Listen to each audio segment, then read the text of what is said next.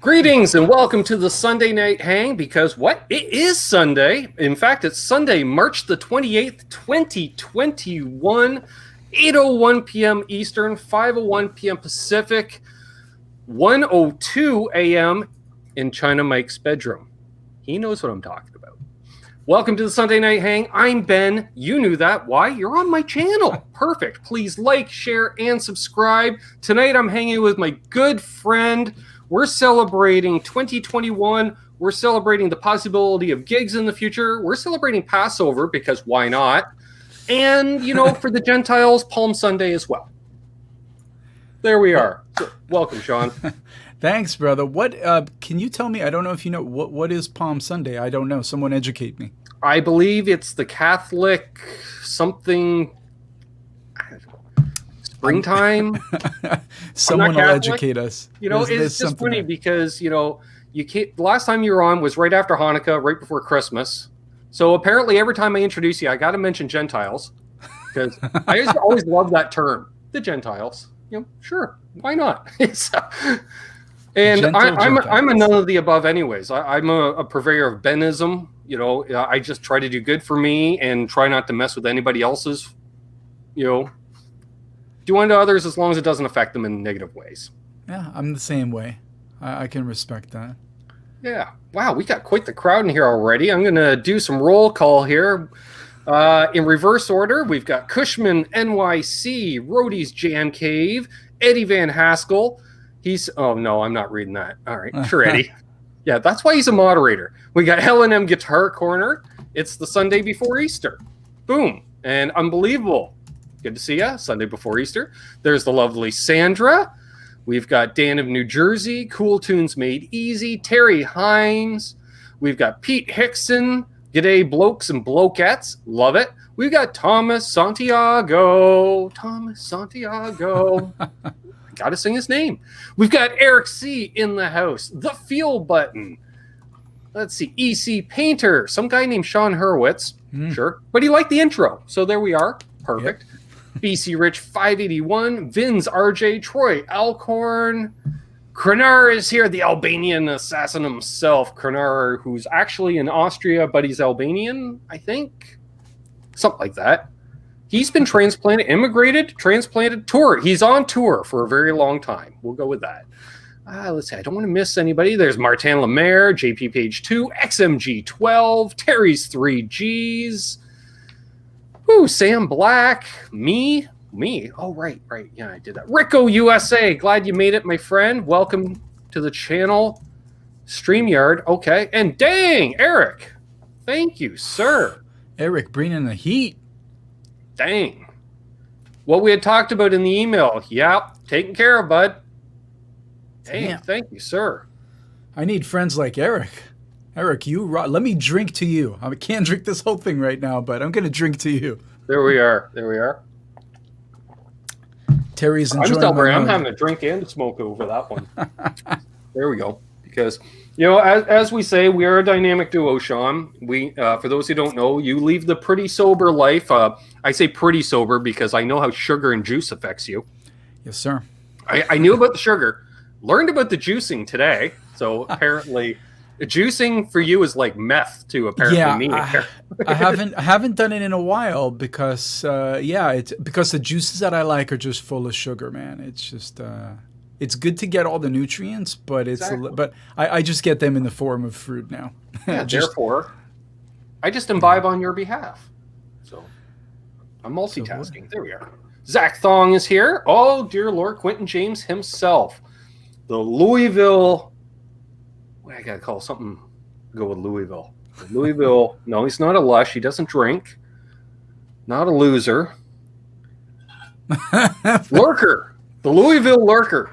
Hey, Loogie Flux is here. Anchor. 2 names I haven't seen in a little bit. Awesome to see you guys made her in live. I'm glad he isn't a loser. That's he's not a loser. No. He's too good a guitar player. Louisville.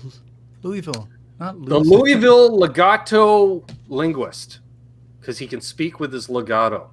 Triple L, I like it. There we go. And Eddie Van Haskell just randomly says banana peel smoothie with extra olives. Perfect. Yeah. I'm Tinkerbell. Hey, not a I fan don't of feel apples. tardy. Action. And there we go. We played the glass saxophone for unbelievable. And Mickey Settlemeyer. And Albus Band. Good to see Brother Aaron in here from Albus Band. Everyone should check out, if you haven't already, the Albus Band channel, because not only is there band stuff, the band, after rehearsals each week, Sean, do a podcast. Oh, really? So it's all about, they do the hang, like the band hang in podcast form. Because you know how it is. You wrap up rehearsal. Unless you have something pressing to do. You don't just boom, unplug, tear down, and you're gone right away. Yeah. And you got to hang a bit. I mean, you want to, ideally. So they hang with a bunch of people on YouTube? Just the 3 band members. They just... Well, yeah, but people on YouTube, that is? No, they don't do it live. They just film it and then upload it. Oh, no shit. Yeah. That's cool. I feel like it would be fun to do live. Well, he probably isn't, because if you look at the history of this channel when Aaron's usually on, I usually get demonetized. Okay. Usually just for the sheer volume of cursing out of his mouth in the first 90 seconds of a broadcast. Well, I'll make sure that I don't curse. Yeah. Hey, there's Six String Brian and the Great Vanzini. He says post-practice time was always great fun. And Benji Payne, hello, new name on the channel. Welcome. New Zealand. Nice. Strain of the day, Sandra's asking. We are imbibing in the Cindy 99, which is apparently so good it's almost gone. So, but when did you start? And Leonard Ewing from Stompbox Steels, an amazing blog. Check it out. You want info on pedals? That guy, he breaks her down much more than I can. What is that? What is it? Stompbox Steels. And Michael B, hello, and thank you for becoming a channel member. You can become a channel member by clicking the link down below. There's Jeremy Smith and Mahogany. Took me a week or two to figure out Mahogany's name, because I'll put it up on the screen here, folks. Mahogany. Yeah, but just Mahogany. I get it. I love it. I love it when screen names are like words that look like other words, but I always said if I had a daughter, I'd name her partially after my sister, which her name being Amanda, and then I would give her the middle name Lynn, so it'd be Amanda Lynn. Oh, I like that. Feel free to use it, folks. Wow, this is a really cool blog, the Stompbox Steels. Mm-hmm. He's been at it for some time. I'm so out of the loop on pedals, man. There's just some amazing pedals out there that I don't know at all. And new ones coming out all the time. All the time. Boutique-y and just amazing. I was talking to somebody. I can't remember if it was on air or off air, but I thought, like, what's going to be the next big thing in the guitar industry that's going to saturate the market? And I have a feeling you're going to see the way there's like sheer dozens of pedal builders coming out by the day. Mm-hmm. The next thing is going to be pickup companies, pickups builders, boutique pickup, one-man operation. Because you can pick up a pickup winder off the old Jungle website, Amazon there, and you're in pretty short.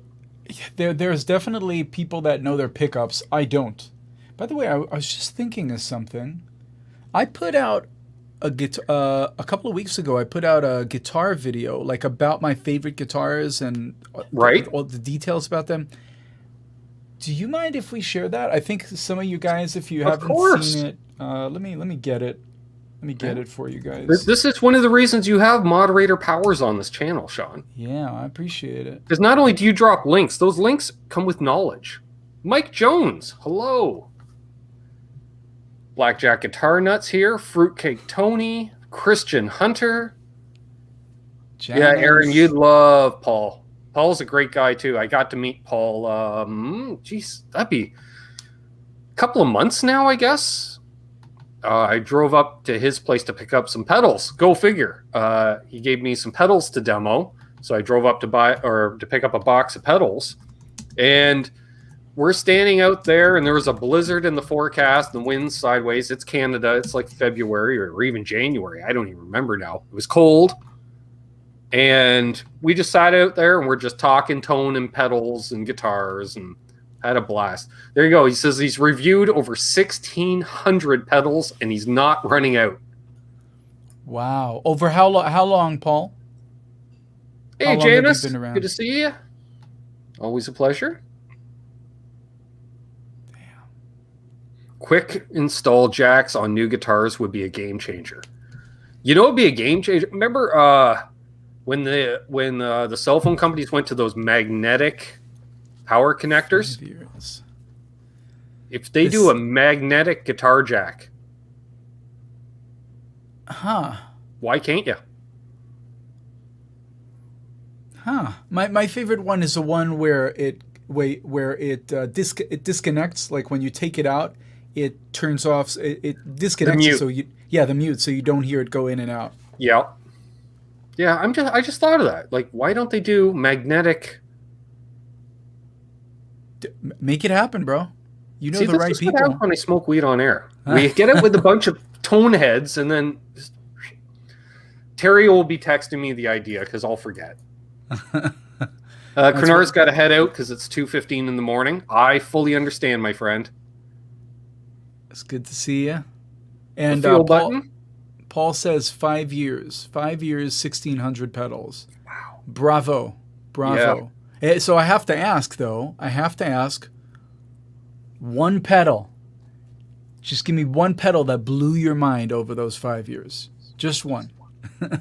I'm sure there are many. And that could be whether it's killer tone or maybe it's the $30 pedal that sounds like the $500 pedal. Anything like you're just, wow. Exactly, Christian. Next thing you know, you forget what you just knew. Yep. Hey, Sean Zimmerman. Bluetooth in the guitar straight to the amp. No need for a jack, Gur says. Yeah, Bluetooth, you can do that. And that would keep us guitar players from going out on that ego ramp too far. It's like, no, I got to stay close. This is where my amp is, which brings amps back up on stage for everybody. I like it. Yes. I wanted to talk about that. Janice, when she was talking about how she was happy she got the copyright claim, I'm the same as her. I look at it as a badge of honor because that means I played the song so well that YouTube understood what I was playing. Yes, but you guys are talking about, I totally get that. You guys are talking about playing a cover of it. Right. Our issue was we're playing the actual video. So, of course, it's going to pick it up. Oh, here we go. Well, Vince says number one pedal is Analog Man, King of Tone. Sure. Thank you, Michael B. But that's cool, Janice. That's really cool. Thank you, Sandra, for posting the link. Benchy Payne says, I feel like that with amps, big and small, just lately I've discovered that smaller amps sound bigger than the stack over the cell phones. I'm using a Microcube GX for my live recording. True, yeah, because I think as we move more and more to digital platforms and compression, excuse me, among other things, you almost need that full range cabinet, like a simple guitar cabinet, which is somewhat, fortunately, guitars are focused for the human ear, very mid-centric, which we hear. But a full range, it's like that Bose technology that has been out for 20 plus years. They were the first company to have little tiny units that sounded huge somehow, some way. I think, that may be the future in many ways. Dude, I was he's a big fan of Morley Waz. Cool. Wait, where is that? Benji Payne had mentioned he's a big fan of Morley Waz. Oh, cool. Oh yeah, I've got one of those. Nice. We still haven't heard from Ted. Paul. I want to hear about the number one pedal. You know, speaking of small amps, I was in a rehearsal for the first time in forever. I was in rehearsal the other day, and I plugged into the JCM 900 that they had there, and it sounded so bad. Well, it's a JCM 900. It's a JCM 900. They sound the way they sound. That is it. And then I was like, do you guys have anything else? And they had this little 24 watt, I want to say, little tiny Marshall head.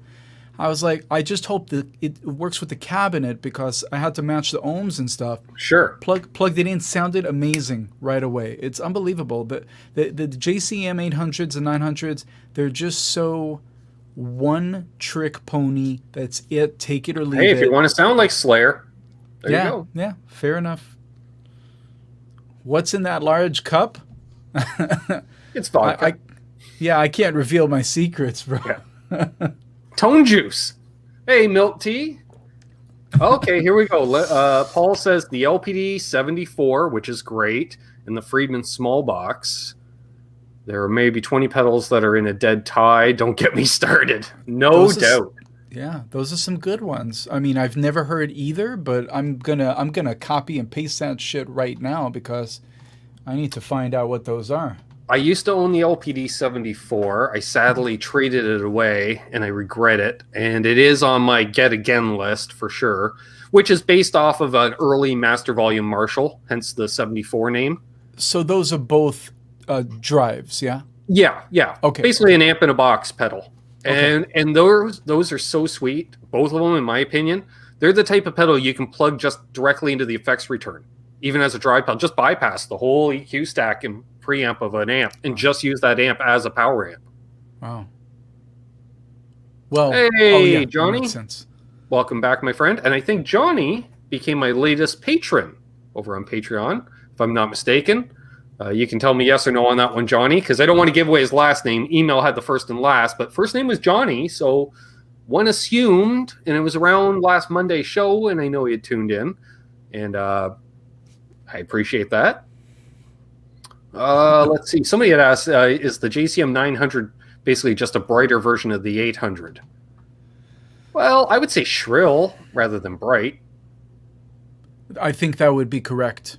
It's like the mid stack is in the wrong spot.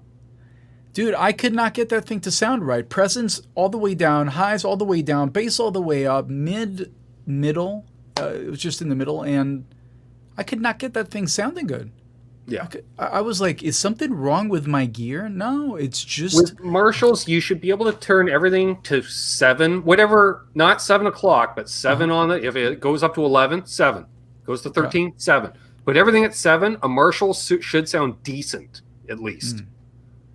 That's the little secret. At least with traditional Marshalls. Secret sauce is start everything at 7 and go from there. And then dial in and out as needed. Johnny was asking, can Murphy's oil soap be used on guitar fretboards? Yes, sealed maple boards where it can't mess with the wood. Go for it. I would not use it on a rosewood board or anything like that. Why not? Educate me. Because you're getting detergents into the wood. Oh, and that's not a problem for any other kind of wood? You don't care about the tone of your couch or your coffee table. No, I mean for other necks. Oh, no, because they're sealed in paint, essentially. You know, your maple fretboard's generally sealed in clear lacquer. Gotcha. Or poly. But yeah, for something like that, I generally use a natural cleaner, like a Simple Green all-purpose cleaner with a nylon toothbrush. Works great. If you got to scrub the old guitar player mung off it, like you bought a new guitar, but a new to you guitar that's used and the guy previously never once wiped that guitar down after playing it, that's when you put on the old hand condoms, get out the Simple Green, just squirt her down, scrub her away, you know. Dude, Zach says, Ben, your Fender amp sounds awesome. Which amp is he talking about? Is that the one there on your left? Oh, yeah, my Fender Blues Deluxe. That's what I use in pretty much all my pedal demos. Those are amazing. I mean, I think you can see my Deluxe there, right? Right behind me? Just such great... See, that is the exact opposite of the JCM 900. JCM 900 is just like... That's it. It can only do one trick, but these are just so versatile that you can just do so many things. If there is a drawback to that amp, the only thing is the dirty channel is, it's not dirty, it's dusty at best. There's no, it's not dirty in any shape, way, like in modern terms, but it takes pedals well. It takes a helix type system well. And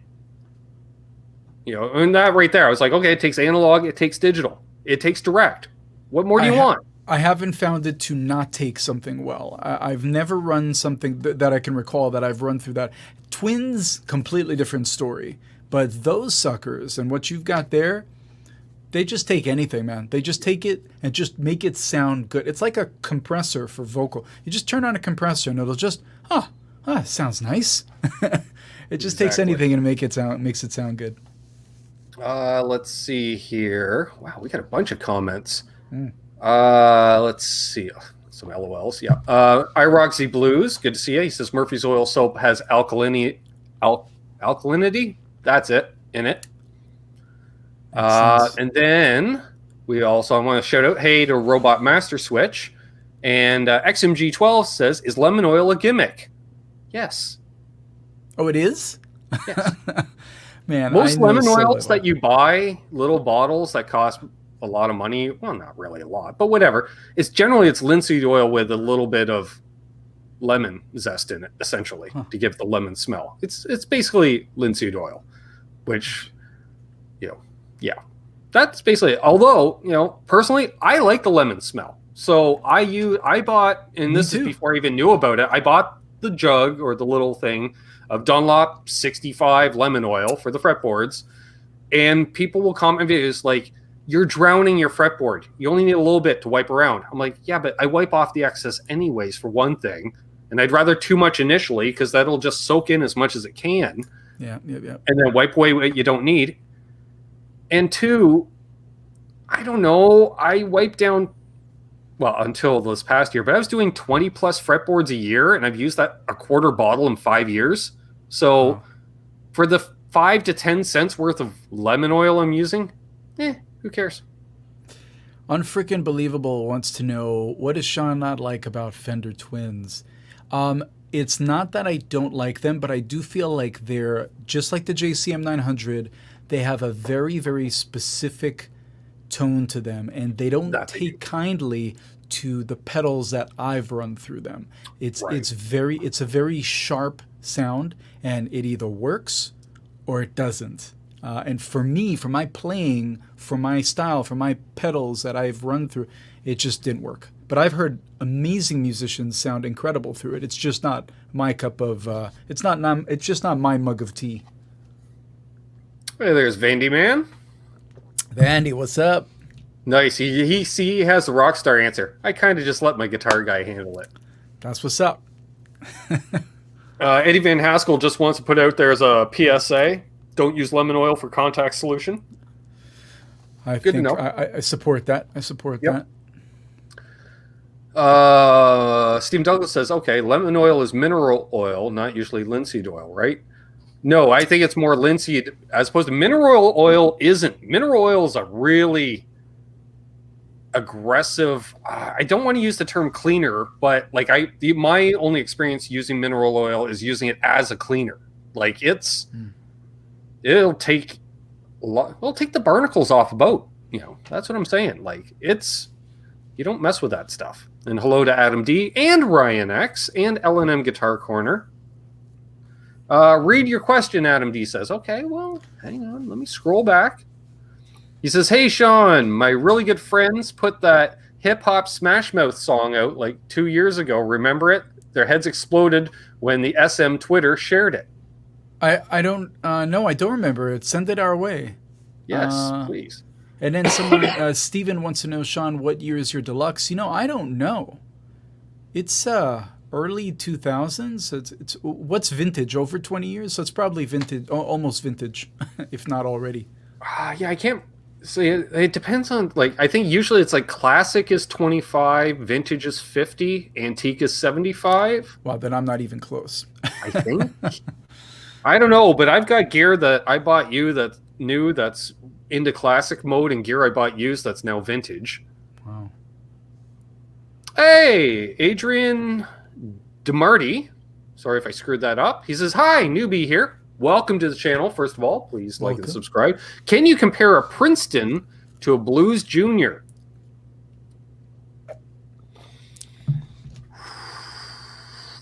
different tone stack. Princeton's generally got a little more power, and I believe a bigger speaker. For some reason, I'm thinking the Blues Junior only has an 8, maybe a 10, whereas the Princeton, I'm pretty sure, has a 10 at the very least. I found the Blues Junior a little more mid-focused, as opposed to the Princeton more mid-scooped, that more classic silver face sound. Yeah. I could be pulling all this out of my ass, but I don't think so. I agree on that EQ curve. Right. My one problem with Blues Juniors is they sound great when you're in the room, but they sound like ass when trying to record them for like a video type sound. I've used, like, generally when I'm in a store, I used to use just my cell phone and the mic built in the cell phone. Sounds great for voice. Unless you have a decent amp, it's like ass. But Blues Juniors really sounded terrible. Like, I dial in a decent tone and I hear it. I'm like, wow, this just sounds terrible. Then I got a better mic and it still sounds terrible. Like, they need to be properly mic'd. What mic are you talking about? I mean, are you using like a Royer on it, or what are we talking about? I'm using like a Rhodes condenser mic now. Well, mini shotgun mic. No, I would. That's not what I would use. I mean, you probably want to use a Royer. But Sean, if you listen to my demos that I shoot here, I use the same mic with that amp across the room. Because with the Blues Junior, I generally would have the mic nearby, like the amp's right off camera, right, so you can hear it. Sounded like ass. This sounds great. A twin sounds great, but a Blues Junior, terrible. It just doesn't translate for whatever. It just sounds honky and MIDI. Well, okay. I don't know. Well, they don't like rooms. They don't like room miking. See, Guitar Center defines vintage as 20 years old. Steven says that's what I've heard. But that's Guitar Center. They're not exactly known as the encyclopedia of guitar knowledge. And then BC Ridge says, I'm not taking Guitar Center's word for anything. Exactly. There's only two people that are Guitar Center alumni that I would ever trust. One being Aaron from Albus Band in the chat. The man knows his pedals, oh my God, as well as other gear. And, this guy that might be on camera with me. I'm just saying. Wait, so do we have, here's a good question. Do we have any Guitar Center employees here? I want to know what your number is. Here's mine. I'll tell you what mine is. Okay, iRoxy Blue says antique is 25 years. Well, then what's classic? Classic's got to be at least 20. Where are they getting their information from? I was going to read off number, and I realized it was you that typed it in the chat. So I'm like, yeah. Hey, Hip Metalworks. Good to see you, and thanks for the link, Terry. Let's see. Vintage guitar. Okay, Adam D says it's now been 4 years since they made the song. Hey, Ryan X, Randall Thrasher. Okay.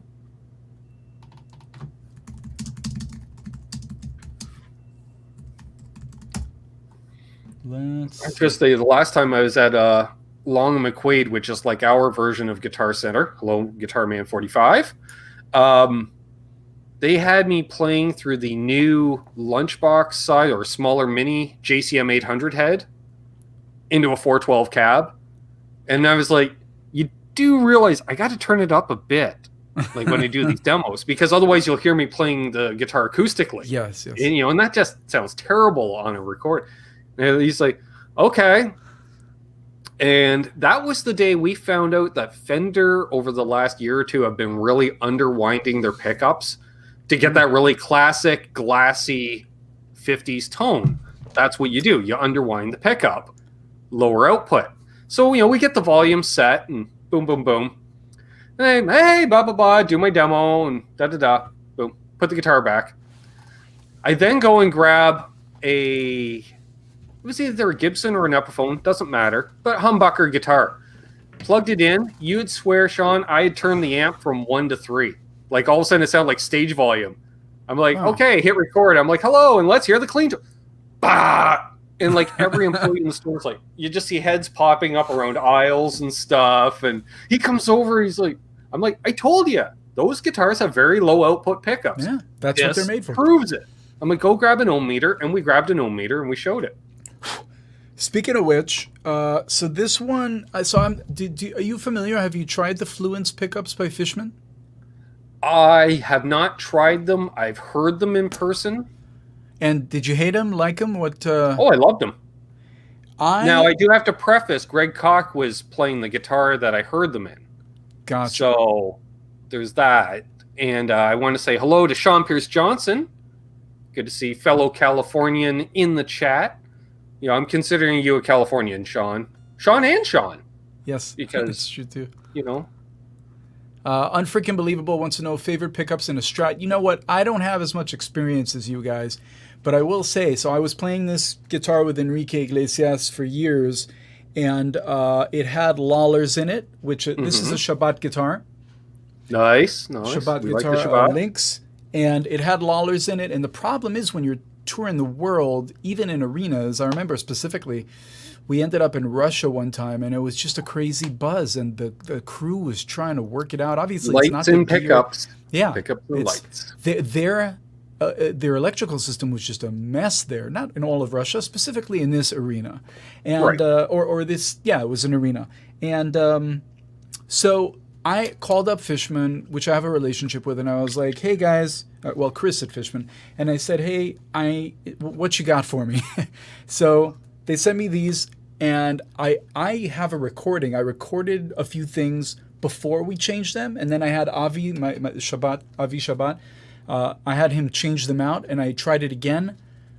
Amazing, just incredible pickups, just no noise. I don't even know how they work, but you were talking about the low output, and they have the system here. I can't see myself, but I think it's in. So they have a push-pull here where when you pull it, it's got the lower output.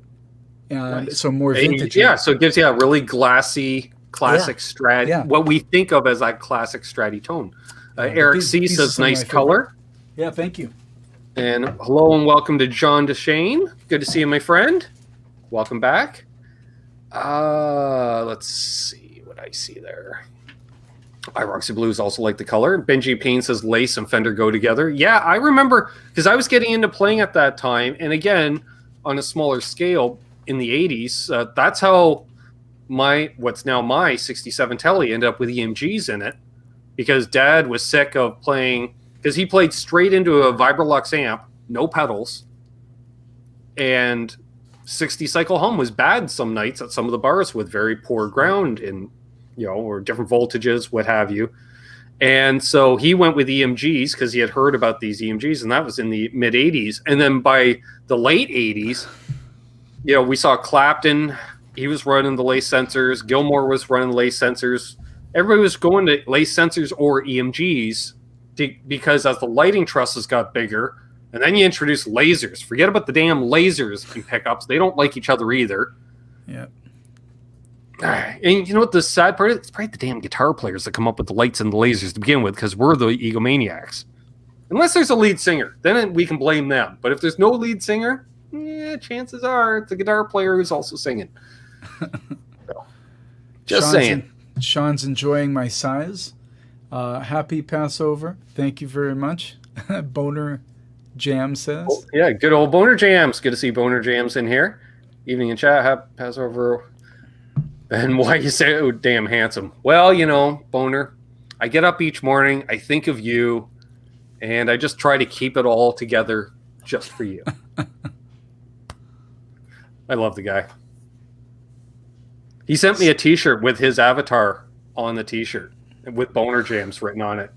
I love wearing it in public. People are like, what? Quentin James says, I just slap an invader and everything. You would. I hate fog machines. I've got real issues with fog machines because I can't breathe around them at all. What do they have? They don't all run the same. They don't all run the same oil. Maybe it's the specific oil that people are using. Well, essentially, it's dry ice, which is CO2. Is it? No, not all of them. A lot of them. Well, and the oil ones, I don't know. They're just, give you dry throat. I find they just take my breath away.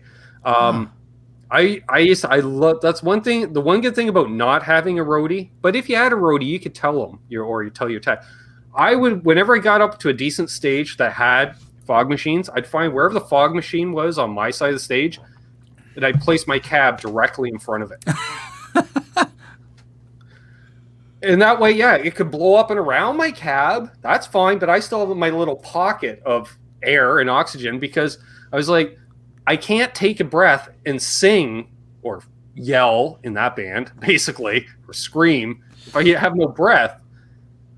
John Shane, yeah, same thing, makes him cough. Yeah, I just can't be around that stuff. I really haven't. I've had that sometimes, but I can't say on the big productions that's ever been a problem.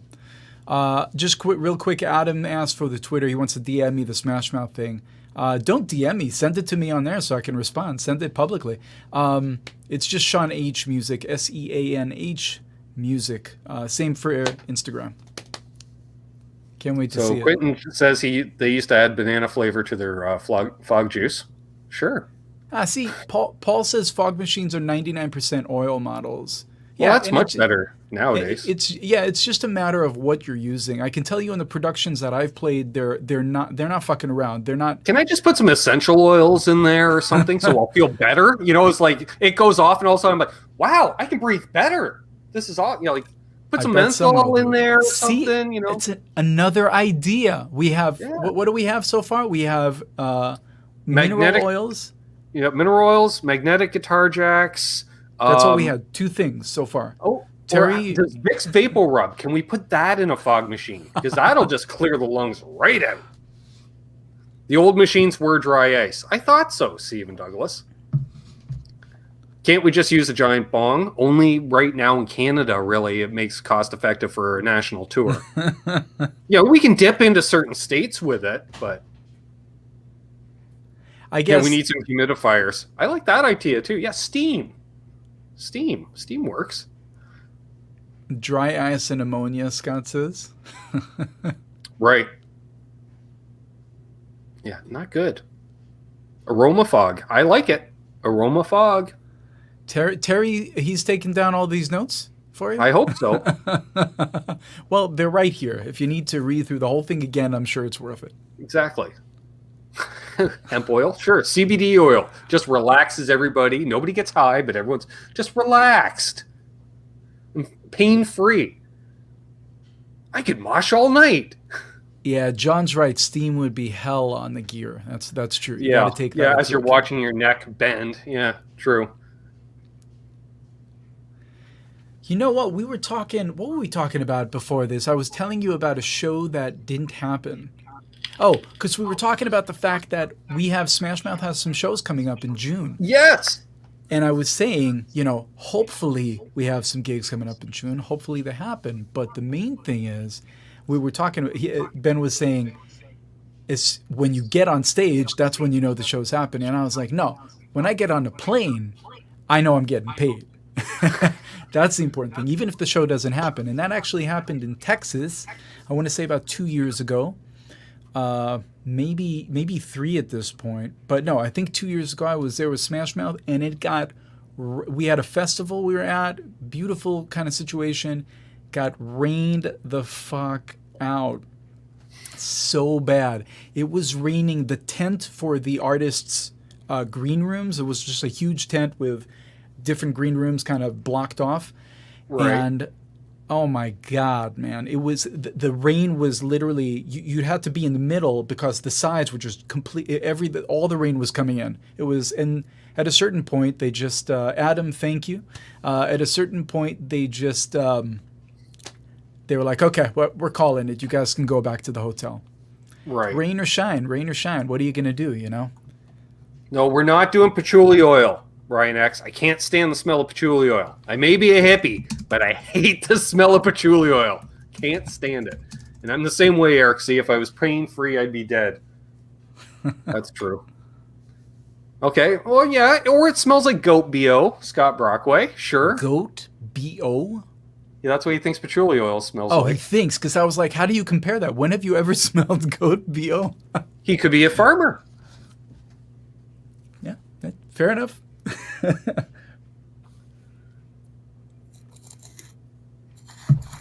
Okay, I'm not alone in the patchouli oil thing. Good. No, I'm with you. I'm not a fan. It was funny when you were mentioning about that festival too, when you were saying like the tent, where you got all the dressing rooms in the tent. That's when you know you've got to a certain level festival when they have the tents, because it's like, okay, so I'm performing in a space that's not normally set up for any kind of live performance, but they also have it in the budget to give us a tent, or we're not in the sun, or you're not sitting in a van because it's raining, which is quite often the case, because they'll give you a hotel and stuff. We'll shuttle you over.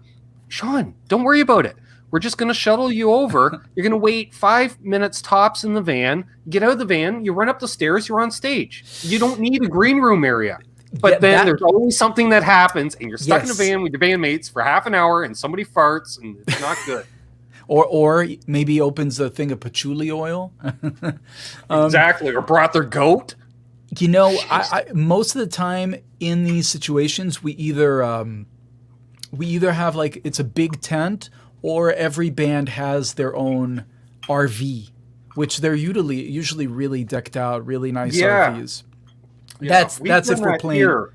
Yeah, local trailer place did that, like RV and trailer place, and they just brought in a bunch of even like 12, 14 foot trailers, because you don't need a lot. And they're like, literally like, oh, you're a trio, you get the small one. You're a 5-piece, you get the bigger one. Fine. Yeah, and they open them up, and it's comfortable. Exactly. But that's only when we're doing got to head out. Stuff. See a Cushman.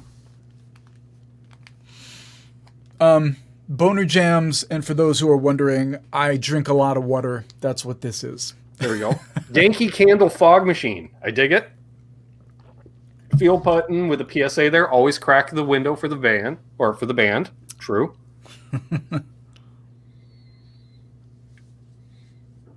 That is true.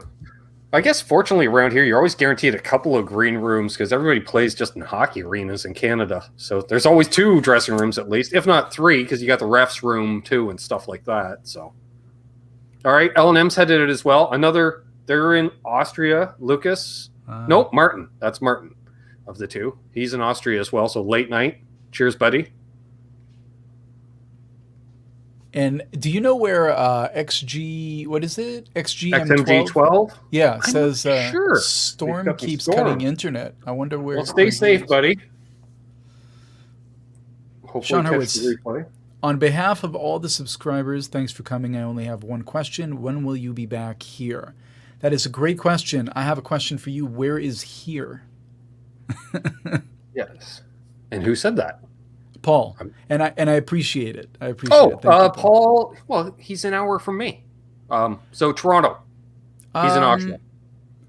I don't know of any plan. Right now, we've got some U.S. dates and a show in Mexico, a festival in Mexico in September. Man, hopefully things start popping up. Man, you tell me when I'm going to be. I mean, all we need is for promoters to start booking we're stuff. Looking at borders and stuff like that. Like say, you got Mexico. That's September. So in theory, vax people get up to the point where borders open. Because as much as we love music, the governments don't consider musicians essential service for travel. That's correct. Yep. Although we put the happiness in depression. And we put the depression in happiness, too, because that's the way we roll. We're all crazy that way. Let's see here. Well, Vandy Man says that Paul means, when will I be back on this show? I mean, hey, you know what? Ben calls, and I'm here. So you put enough pressure on him, I will be here. Great. Well, we're averaging every couple of months, and I like that. Yeah, I'm totally cool with that. Hopefully, so now we're almost April. Hopefully in a couple of months, we can do this while I'm on the road. That would be fun. That would be fun, wouldn't it? Mm-hmm. Which I'll throw it there now. If you got that downtime and it is, while I'm live, if you ever want to pop in from the road, which is great for us gearheads and all that stuff, definitely, just shoot me the text or whatever. You're like, send me the link. I'm like, done. There it is. Absolutely. I mean, if I can take you all on a stage, I will. Hey, Christy Page. Christy Page. Great seeing Christy earlier today. What's up? What's up, Paul? Yep, Vandy explained it. Now I got it. Perfect.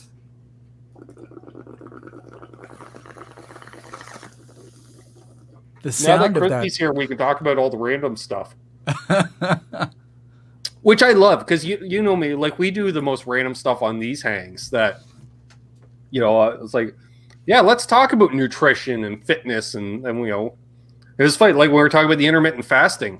I said in the chat, I've been doing it 15 years.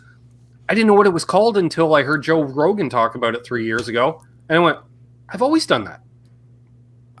Dude, I'm right there with you. For years and years, Trish, my wife, would tell me, she would hit me up. She'd be at the office. It's noon. I'm in the studio. And she says, hey, what did you eat? What did you eat? And I said, oh, I haven't eaten yet. She'd get pissed at me because she's like, you need to take care of yourself. And I'm just like, I'm just not hungry before like noon or 1 or 2. And then it got a name. Intermittent fasting. I'll tell you the one thing that intermittent fasting, to actually give it a name, I'll tell you where it helps me. Because I have an end to the eating cycle. Before, I wouldn't start until noon or 1 or 2, but then I would snack until I would go to bed, and I hated that because I didn't feel good. Right. Putting a time limit on it and calling it intermittent fasting made it so I start eating around 12 or 2 o'clock, and then I'm done by 8 o'clock, and that's it. Yeah. So I dig that. I find if you keep it to roughly an 8-hour window, or what do they call it, 8-hour feeding window.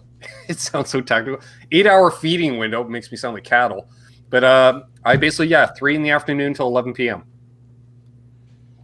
And outside of those hours, well, it used to be, I think I did for the longest time because I always had appetite suppressants because I could go until dinner time because it was coffee and cigarettes.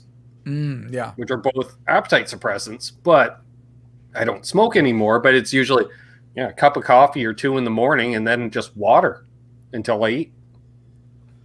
Yeah, that's what water does for me. It just it does that. Yeah. It's an water, especially just nothing but water for a number of hours in a row. You're cleansing the system no matter what, because it's forced to rely on itself to continue going.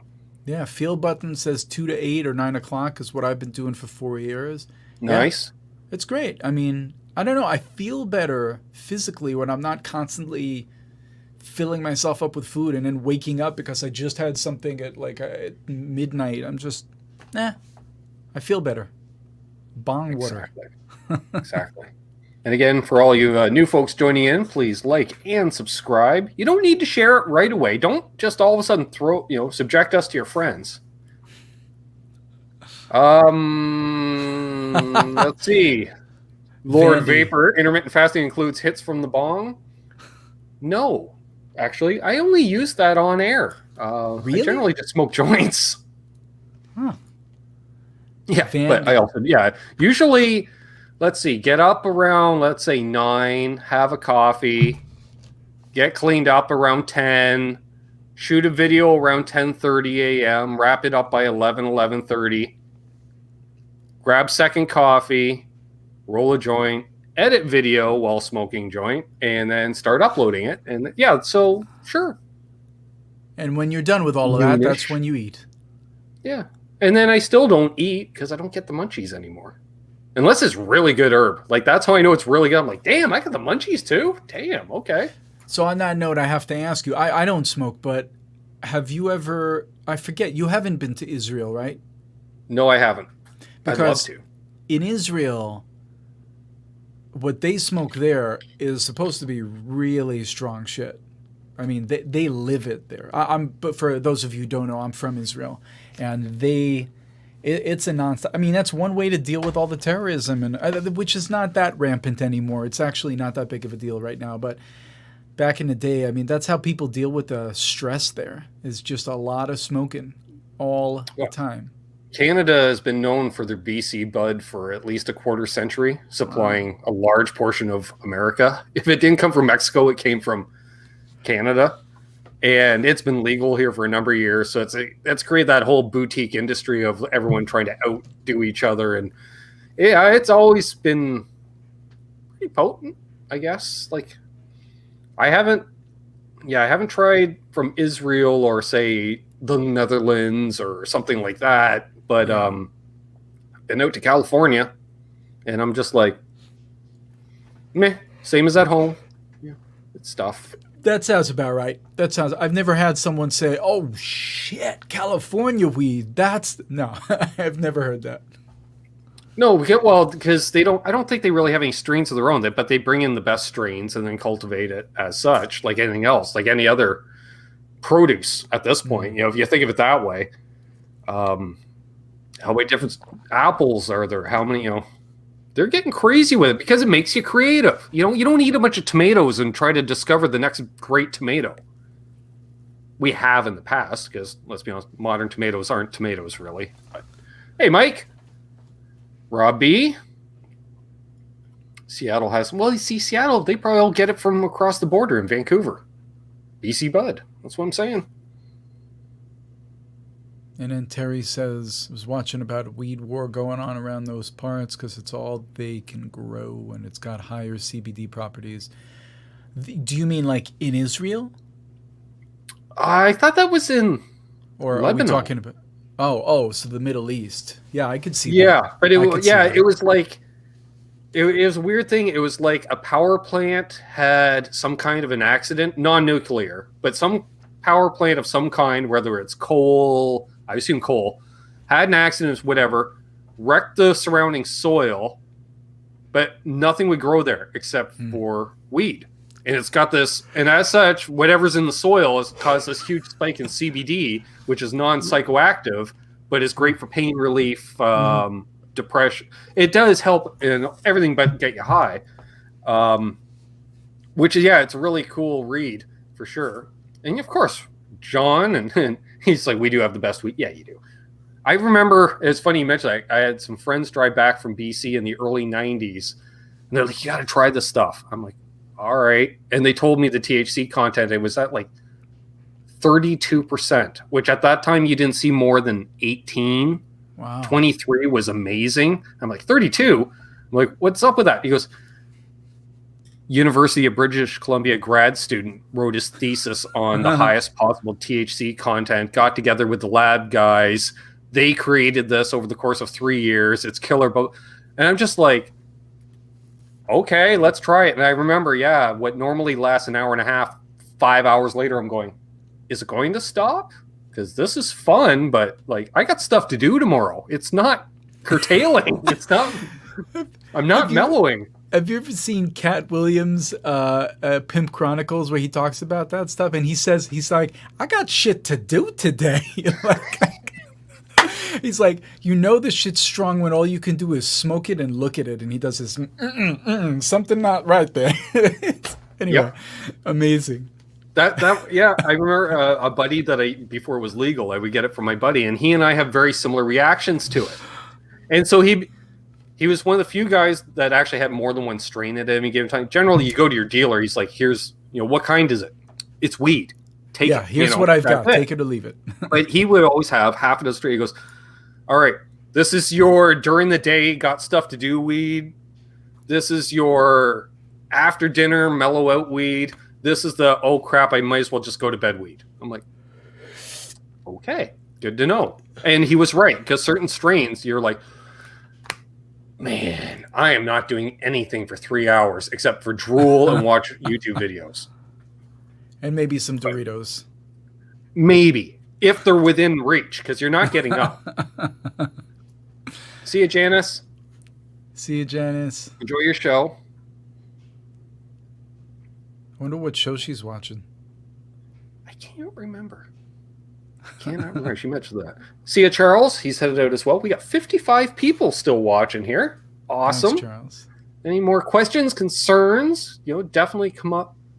Come out, say them. I don't know. Wreck Beach in the summer and BC Bud. Sure, there we go. Somebody mentioned we always talk about food on this channel. They're like, I don't know if they're like, even involving guests. They're like, food, munchies, what have you. Like, yeah, it happens. You got to find your niche on YouTube. We're always talking about that. I know you and Chrissy have both mentioned that on your in content. How to grow your channel, find your niche. First of all, if you've got any form of decent personality, use that to your advantage. Like Sean, you're a great guy. You're well spoken. You're professional. You got some brains going on in there. You use it. You don't come across as a know-it-all. Or there's. I don't feel there's any ego other than confidence because I know what I'm talking about, which is perfect. I'll be the first one to admit that I don't know anything, and I love asking, like the stuff that we were talking about before about Sure. the oil, the lemon oil and whatnot. I mean, I just don't know, but I don't take care of my guitars apparently the way they should be. They should be taken care Well, of. you got a guy. I have a guy, yes, I have a few guys. I'm a lucky guy. Christy says I'm concerned for Sean for never smoking weed. I don't know. I don't know what would happen if I smoked, but I'll tell you, I would probably be more inclined to do some microdosing. Weed doesn't interest me. It just doesn't. But microdosing maybe, because just the stuff that could do to your brain. Actually, now it's got to play. You can microdose weed too, because they've got such small edibles now that it'd be like, I am just relaxed, type thing. Like that's all it would do. Let's see here. Brad Guitar Miller wants to know how I go about working out parts to a new song I have to learn. That's a really good question. I guess it depends. First of all, I'm going to break down I'll break down what genre it is first, and therefore I'll decide what I need to listen. So if I'm listening to country, I'm going to focus on certain parts. If I'm listening to some acoustic arrangement of something, I'll listen to different parts. Once I know what parts I'm listening to, I'm going to listen to the tone, because I can learn the chords. The chord's not a problem. I'm going to listen to the tone and kind of get a vibe, figure out what guitar I want to use. Then once I know what guitar I want to use, then I'll sit down and learn the chords or the riffs or whatever I need to know. And then once I have an idea, I'll start programming it into the effects board, and that's about it. And then just practice it a million times, and then I'll be ready for the stage. Nice. Speaking of which, let's say the last couple of years anyways, right? Because we got to look at a bit of a thumbnail. Fly-in dates versus actual touring, because I consider a tour more than 3 dates in a row, where you're not coming back home between, right? Do you do more fly-in as opposed to touring? I will just say to Benji, yes, by ear. And do I read music? I read chords. I really haven't practiced reading music in years and years and years. I wouldn't put money on it. I do it by ear. For the most part, to answer your question, Ben, honestly, if we're out for a week, we'll do a bus if it makes sense. Like, it needs to make sense financially. If it makes more sense to just fly us from place to place, we'll fly around for a week. But if it makes more sense, like last time we were on a bus, we were up north. I think we almost hit Canada. No, we did hit Canada. I remember going with the bus. We went through Smash Mouth. We went through they stopped us for a while. That's all I'm going to say about that. Well, they were not happy with maybe us. the border agent had seen this surreal life. Just saying. But they stopped us for a while, and that's always stressful. Whenever we go into Canada, it's always stressful. But I would be more stressed coming out of Canada. Really? Well, I guess because we're coming home. It's different. It's just different. Well, it depends on if any band members partake in things that are legal here that are not legal when you cross the border. That's true. Which reverts to previous conversations. So it all depends, right? Because it's not, and I'm not saying like someone's going to try to bring pounds across, because, hey, I'm going to make this tour really viable financially. It's more like, oh, crap, I forgot I had that joint in my pocket. And the dog smells it. Or what, you're like, the moment. I thought I got rid of all of it because I'm going to pick up at the next venue anyways in Detroit. As soon as across the border, I don't care. It's waiting for me. Whenever any good touring musician has that set up in advance. Just saying. The last people have some good questions. I want to get to them. I don't want to ignore them. Yeah, carrying a gun. Well, I suppose going into Canada carrying a gun by poor Rich Robinson from Black Crowes. That was a regular thing with him. Last time we did that, it was about a 10-day, 14-day thing. Nice. I think it was about 5 shows, and we got on a bus. The bus, if it makes sense, the production will do it. If not, usually I'm flying around. Okay. And do you usually have a tech, or do you have a road crew as well as a tech? a road crew can just kind of put your stuff out, and you still got to assemble it. A tech obviously is going to just basically, here's a guitar, Sean, have fun. Right. So what we call that, first of all, to answer the question, I have a tech. I had a tech with Enrique. I have a tech with Smash Mouth. I'm a lucky guy. I count my blessings. I'm very aware of that. I think that's got to be one of the most blessed things to have as a professional guitar player. When the, let's call it the company, the band, the infrastructure that's brought you in has enough faith in you and is able to have the infrastructure to do that, you're like, it's a treat. It's got to be a treat. It's a game changer, man. It really is a game changer. It's very different when you have to not worry about anything. You just need to get to the stage, and whoever my tech is at that point gives me the guitar, and because I've had different techs throughout the gigs and throughout time. Sure. But right now it's Chopper, the guy that used to work with Eddie Van Halen too. Really, really nice guy, sweet guy.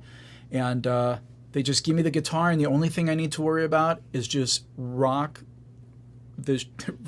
out and have a great time on stage. And then he makes sure. Now, I will say, and I'll point to the Shabbat guitars behind me.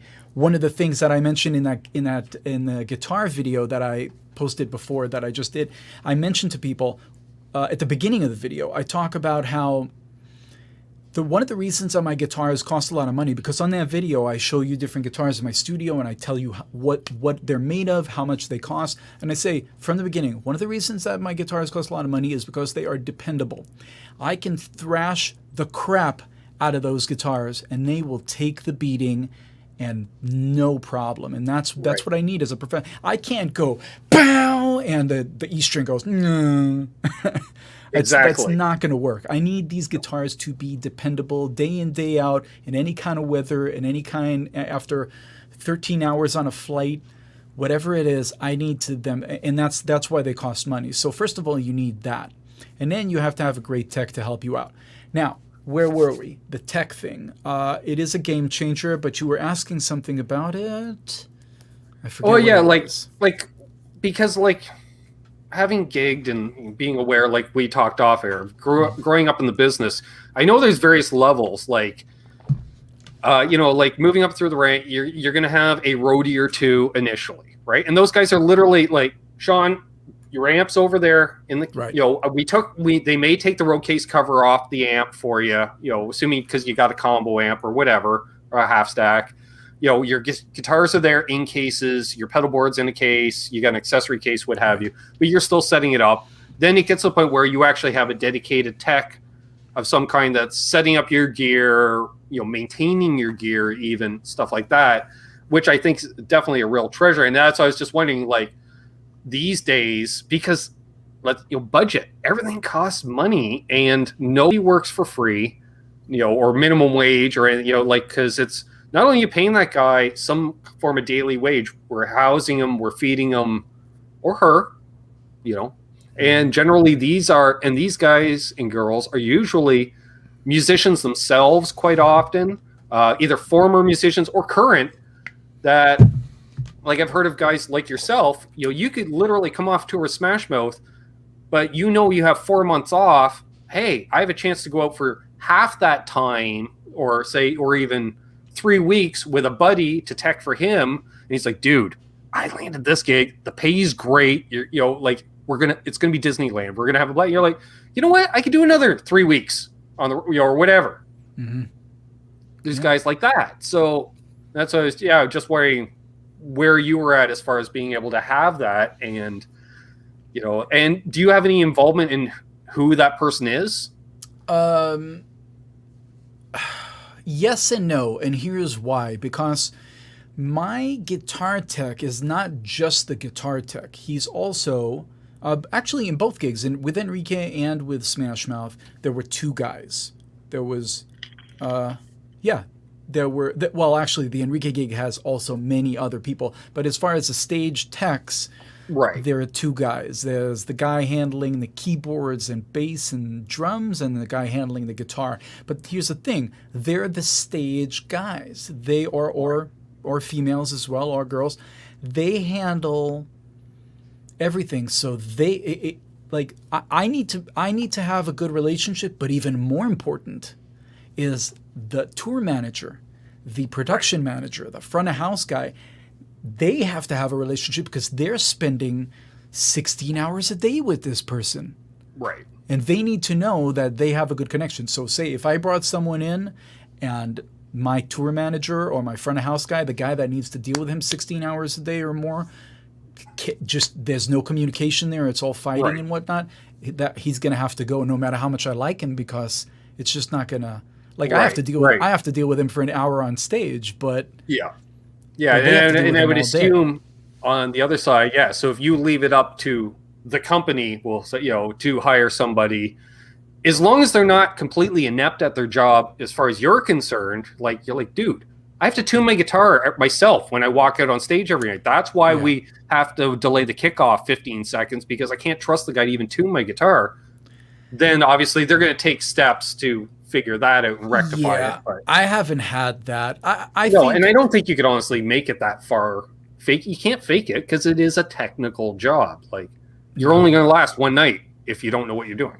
Yeah, I mean, you have to come in, and for those of you who don't know, I spent years being a guitar tech and a sound engineer for live tours and stuff. So in Israel, so I know that life very, very well. And like, my whole attitude, I remember I had a tech that there was a little of this going on between me and them, because my attitude is like, yo, dude, we're a team. You tell me what you need and I will get it done for you. Like, you tell me what you need to know about my gear. If you need me to give you the guitar early, anything you need. My job is to make your life easier. Your job is to make my life easier. Together, we're going to be a good team.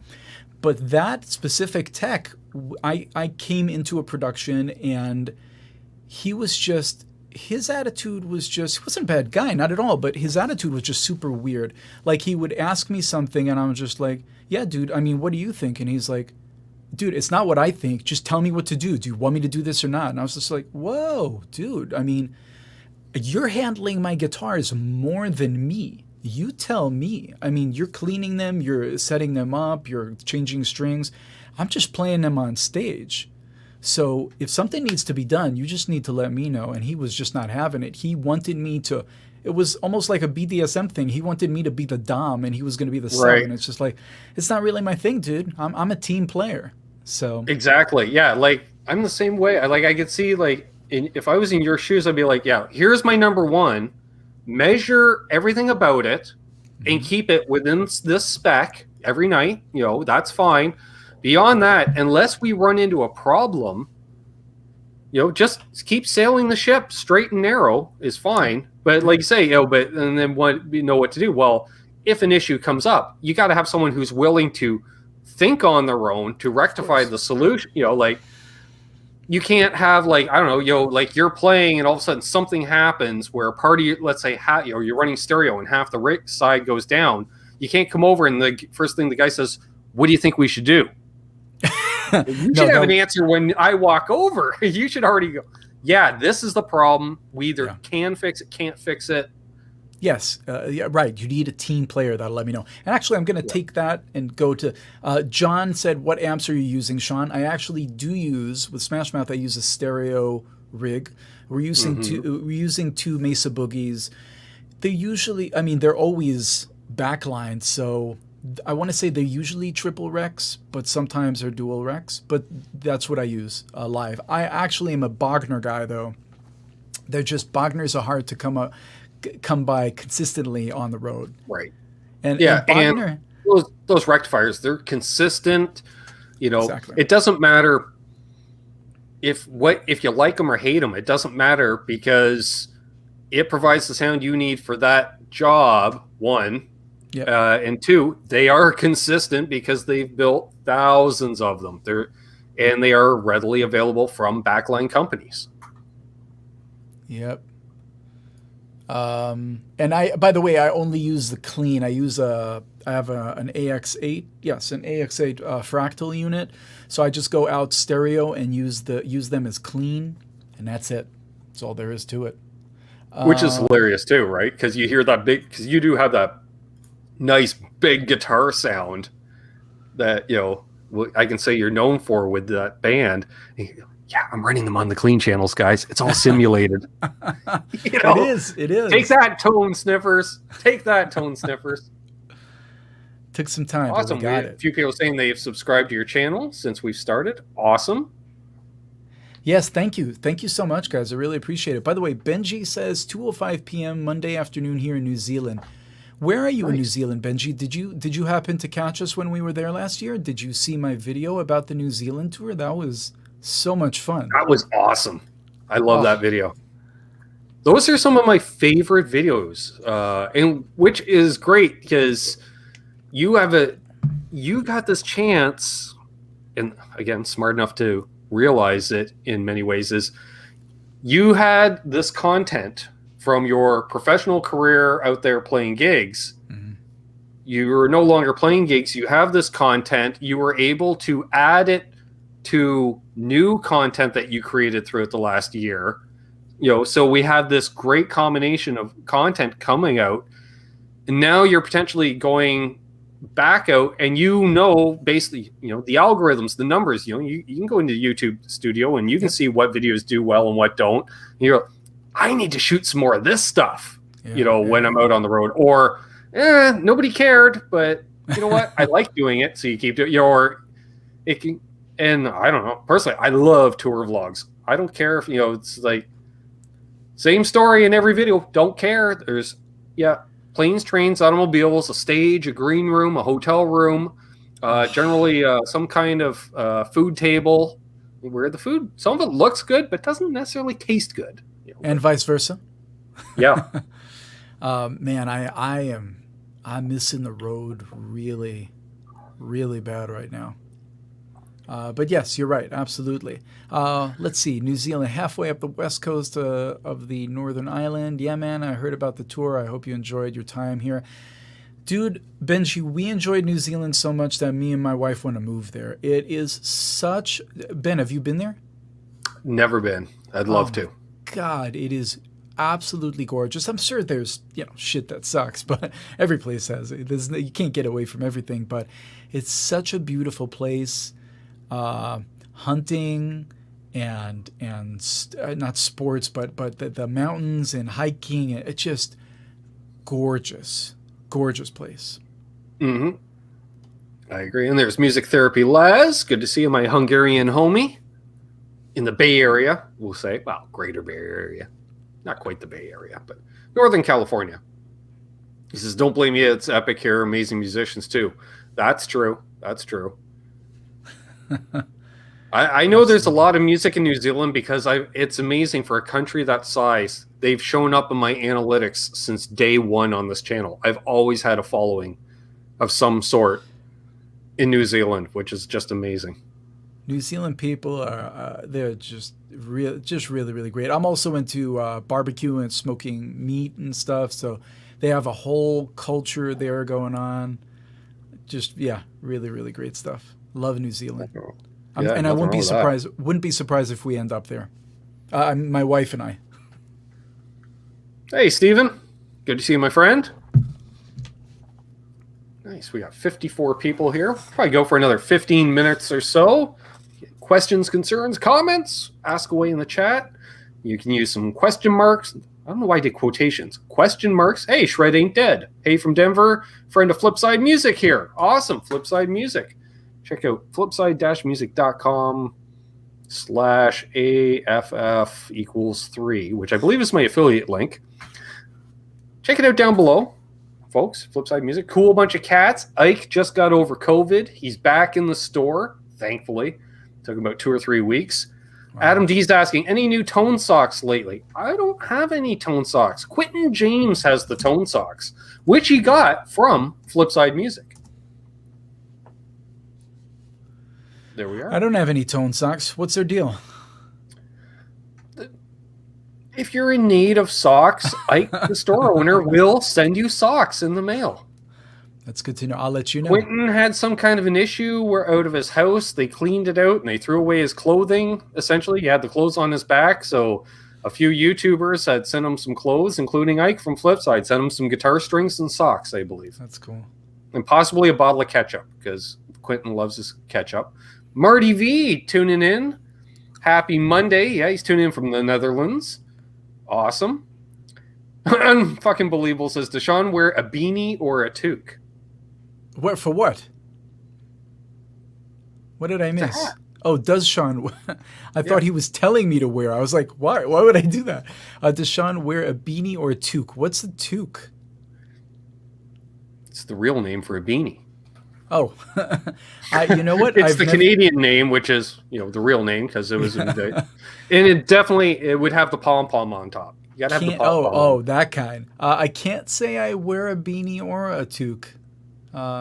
Not opposed and see, and to folks still want you back on this channel somehow, some way. Unbelievable. Well, you know what? Just put a pom pom on a yarmulke, and that's like a hybrid. That could be sacrilegious, though. I'm not sure. Nah, you're supposed to just have some covering on your head, so that would work. There we are. Man, Benji says nice Gretsch. Are the pots audio taper or no? Opinion on pots. They're stock. I don't know if they're audio taper or not. I've just run all my knobs wide open all the time anyways.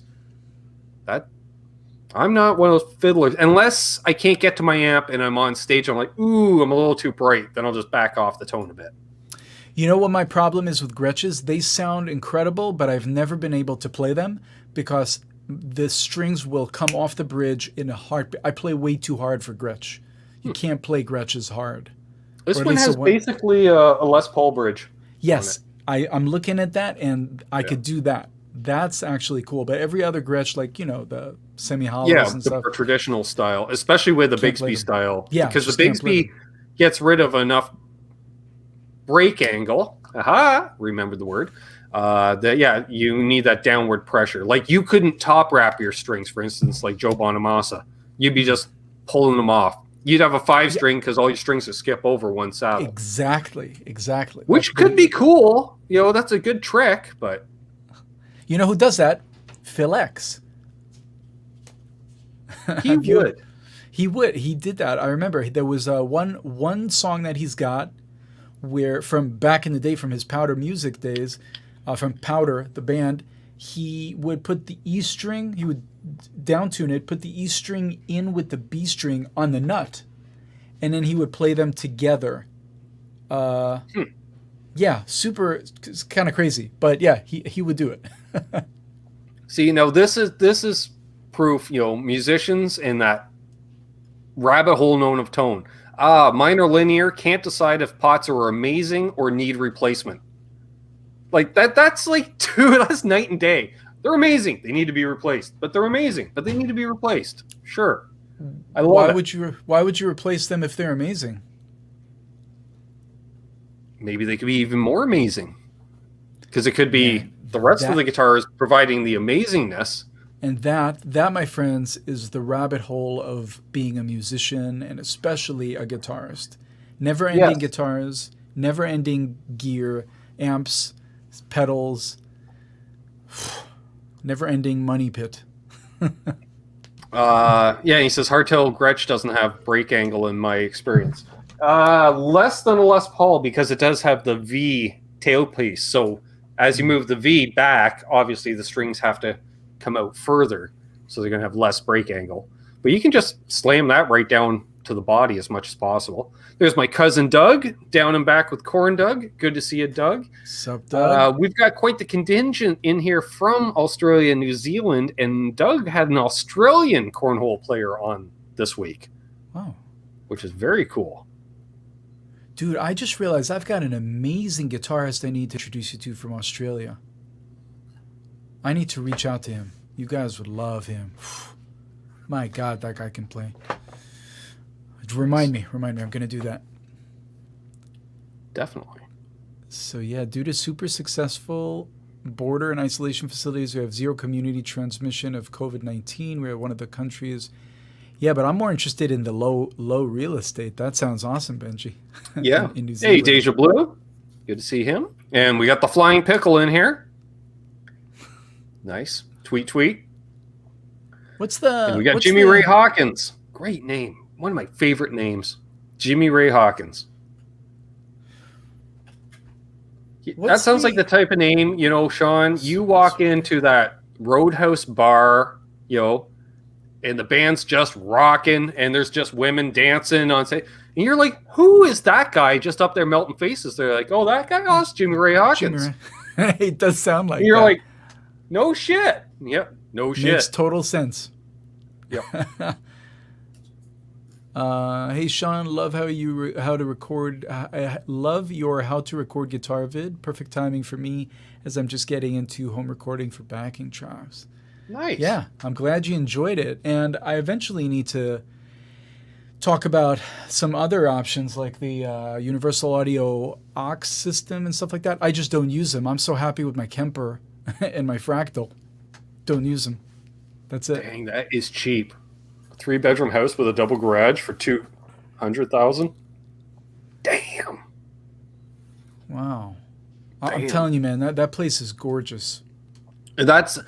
And their dollar is basically on par with the Canadian dollar, so that's like even less for you based off American dollars.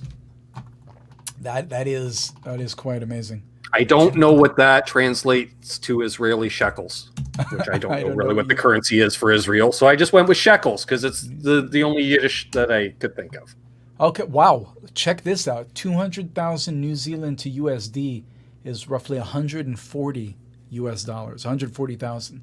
That is insane. Isn't it? Deja Blue is so happy with the FM3, calling me a traitor for using Kemper. I use Kemper and Fractal, bruh.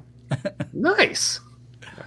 Hello, Juniperus Ashley 369. Judith. Yep. I think I said that correct.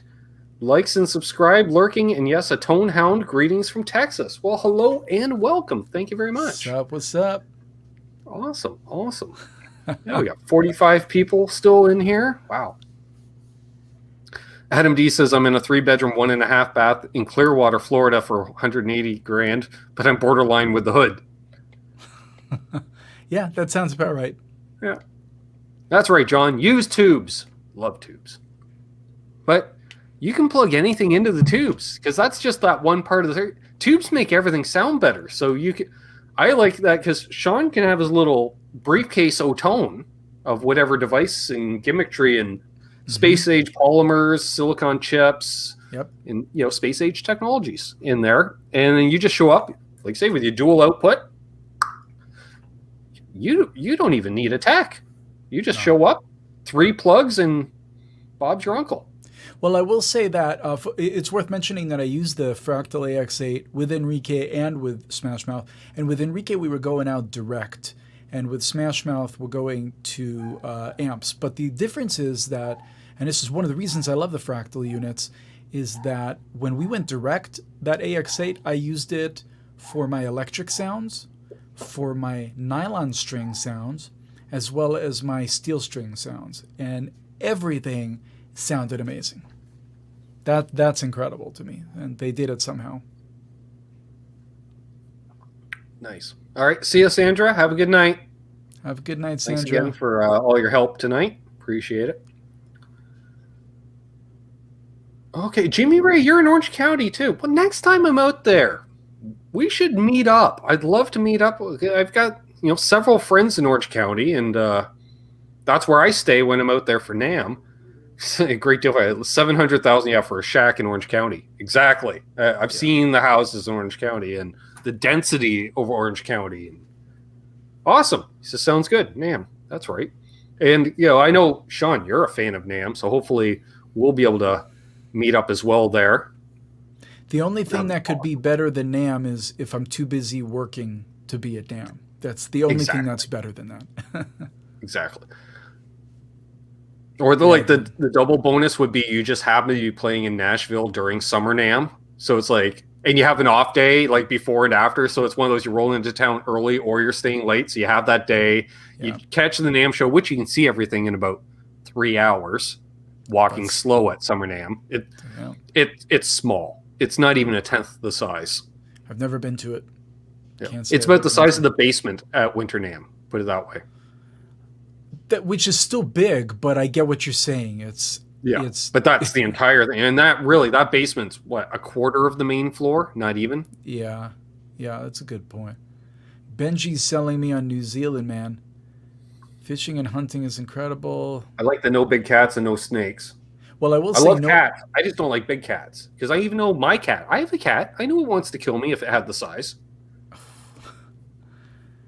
Yeah. Man, I could... we enjoyed New Zealand so much. So much. Such nice people, too. Weird accents, but... No, I'm just kidding. But yeah. I like fishing and hunting is great. Yeah. So nothing's dangerous except for my guitar playing. Love it. Love it. And Jimmy Ray usually goes to NAMM as well. Awesome. Awesome.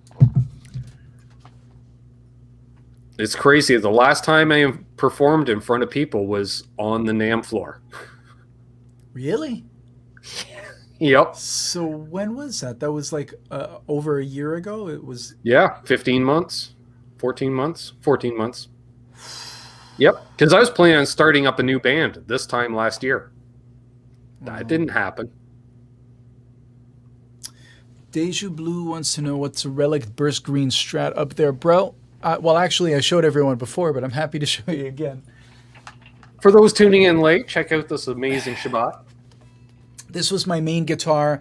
Actually, I'll leave the link again. I think I still have it here. Let me see real quick. This might work. No, it doesn't.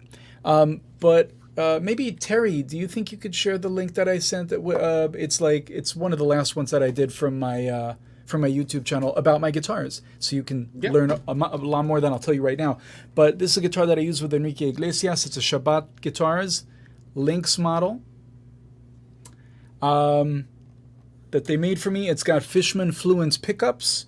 This is the battery pack for it. And number 29. And the only thing that I added, other than the Fluence pickups, because it came with Lollers, is if you can see here, these are glow-in-the-dark little... And nice and big. Yes. Because when you're playing, when you're playing, like I would do a lot of, with Enrique, I would do a lot of, okay, the song's done and lights out. And then all you hear is me playing. But I need to see what I'm playing, which usually I'm a silhouette, there's a light behind me, and I couldn't see this fretboard because it's dark. So all I could see was these suckers. And lifesaver. Hey, Dane. Zim's Guitars is here. Nice. What's up, Dane? Yes, you don't have to worry as much about the side marker inlays and lighting if it's the Sean Hurwitz band, because there's going to be a big old spotlight on you the whole time, right? Yeah. And that's never happened. And because it's your band, you will never have where you're only backlit because you're like, I can't see anything. No, we're not doing that. You're going to have minimal glow at any time so I can see my stuff. If it's a pop show and listen, the Enrique Iglesias gig is a gorgeous gig. I mean, dude, just such amazing. Remember you saying video before. Thank you very much, Terry. And goodbye, Vandy. It was good seeing you, brother. See you, Vandy. So as I was saying, we were talking about content that I have. Dude, I have content from years of playing with Enrique Iglesias, 360 video from stage. I cannot wait. Like I was recording it before the technology to edit it was there. And the technology to really edit that stuff quickly is still not there. So I'm waiting for the day that I can edit some of this 360 video and put it out there. Some incredible footage. I can't wait for you guys to check it out. I can't Gorgeous. Wait. Just hey, Symmetry. Amazing. Wow, power was out for Symmetry. I think West Coast Canada for Symmetry. I think Vancouver area. A lot of people tuning in for the West Coast Canada tonight, which is awesome. Benji says, Lawlin Guitars guys. Anybody know them? I don't know them. Not familiar. Hey, Metalhead Hippie. Good to see you, man. Metalhead Hippie's going to be live in about half an hour himself. Doing his... it's not the community hang, but he does great things because... He scours YouTube for cool cats making music videos of their own music. And then he because MTV refuses to play music videos. Metalhead Hippie, he'll play them, and it could go on 2 hours, 4 hours, crazy? 6 hours. He doesn't care, and he shows them off to everybody, and it's a great community atmosphere there. And I love what you're doing, my friend, and keep up the great work, Jeff. Hello, Renus.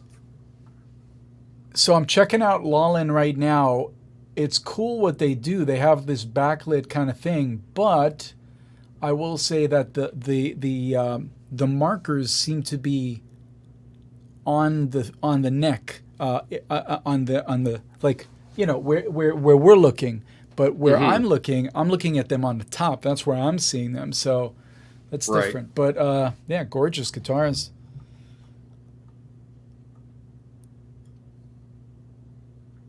Nice. I'll definitely check that out. Oh, more than welcome, Jeff. More than welcome. Happy 40. Scott says, happy 41st birthday, MTV. Thanks for 18 years of great music. Well, 18 years of music. I don't know if all 18 was great. But you got to take what you can, you know what I mean? Yeah. Awesome. Check out the different ones that glow in the darkness. Well, definitely. I'm going to check that out, Benji. Yeah, definitely. Yeah, I've got it on here. I wonder where they're out of. That's what I'm curious. Awesome. Well. Oh, wow. That's some crazy shit. Hello, man. Randy. He says, just now stopping by. My brothers, much love from Southern Illinois. Peace. Cheers, Randy. Thanks for tuning in. Yeah, thanks, Randy. Appreciate it, my friend. With the old drop in and dip. Nothing wrong with that. I get it. People have lives. I appreciate you popping in to say hello. Love you. Love it. Well, we've hit an hour and a half here, my friend. Happy anniversary for YouTube. Thank you very much. It's been a pretty cool year. You know, I've watched the channel grow and mature. Sure, why not? I don't know. You already had the bar pretty high with your professional edits and sound quality and video and knowledge. Knowledge always helps. I definitely, think. And thanks, everybody. Terry and Sandra earlier, but Terry's been putting links to your channel in there. If you haven't already, folks, we got 51 of you here, 52, sure. Sub to Sean. He's planning doing some more live content. In theory, could be shooting tour vlog footage within a month, possibly. Well, 2 months. 2 months. 2 months? Yes. Oh, right. We heard somebody else possibly has shows in April. That's what it was during your live stream. Another band. Somebody meant, because I was like, wow, April? Really? Oh, Bush and Live and Stone Temple Pilots are going to Australia in a week or so. Right. Which I think you're going to see more of that, like all-star tours, of let's put together 3 or 4 bands, or what was traditionally 3 bands is now going to be 5 bands, because let's bring, as soon as we're able to bring in, to try to maximize that tour financially on the business side, because, everyone's taking a hit, from the bands to the promoters like Live Nation, which again, fuck Live Nation in a lot of respects, but whatever. Because they screwed over the techs and the crew members and the ticket agents and all that stuff. But the suits didn't take the pay cut. So there we are. But, it is what it is. And we'll all be making money and music and art and just getting out there and amen. Back to what we're supposed to be doing. As much as we love doing this, we would like to do more. Everything. So do you have any parting words, my friend? That's what I was getting to. I don't know where I just... You know what, man? Just hearing you talk about that stuff, I just want to say how much I miss one of my favorite things. And those of you who know me, one of the favorite things that I have other than playing live is meeting people. And I miss it so much. I miss tweeting and following people on Instagram and where they're just like, I look up hashtag Smashmouth, or when I was playing with Enrique, that, and I see people coming to the show, they're all excited. I'm just like, hey guys, what's up? Come say hi. And they're just like, this is awesome. And we get together before the show or after the show. And I just miss meeting people and seeing them smile and enjoy the shows. I just can't wait to get back to it, man. I hear you. I hear you. You know, I thought, you know, knowing you said knowing me. Yeah, I was waiting for. You know, my favorite thing is that tap on the shoulder, going, "Craft Services is here." But I agree. That's one thing. You know, from the time I first started communicating with you before we even did our first hangout together, was, you know, to sum it up, it'd be like if they did Comic-Cons for music.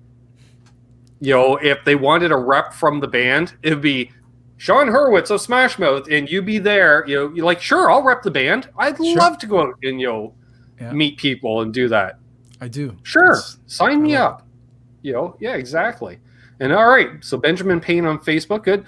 Thanks. I'm glad you had a great time, Benji. You know, we love the interaction. That's the big thing with that's why we do these live. We could record this hangout of an hour and a half, but no, the whole point is live interaction with you fine folks. So definitely hang the line here, Sean. So as always, folks, thanks everybody that tuned in. If you're new, please subscribe, give a thumbs up. And as always, hold those doors open. Let that guy get ahead of you in traffic. Do good things, and good things will happen to you, because karma is real. I'm living the dream. Sean's living the dream. We're hoping to make that dream even more of a reality. So cheers, rock on, and be good to each other.